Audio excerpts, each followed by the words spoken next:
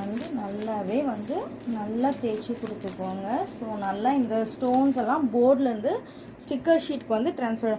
அதுக்கப்புறம் வந்து பார்த்திங்கன்னா ரொம்பவே ஸ்லோவாக அதே மாதிரி எப்படி ஒட்டணுமோ அதே மாதிரி ஒரு எண்டுலேருந்து இந்த ஷீட்டை வந்து நம்ம எடுக்கணும். ஸ்லோவாகவே எடுங்க. அப்போ தான் இன்கேஸ் நம்ம ஸ்டோன்ஸ் வந்து ஸ்டிக்கர் ஷீட்டில் வந்து ட்ரான்ஸ்ஃபர் ஆகாமல் இருந்தால் கூட நம்ம மறுபடியும் ஷீட்டை கமுத்தி வச்சு ஸ்டோன்ஸை வந்து நல்லா அழுத்திக்க முடியும்.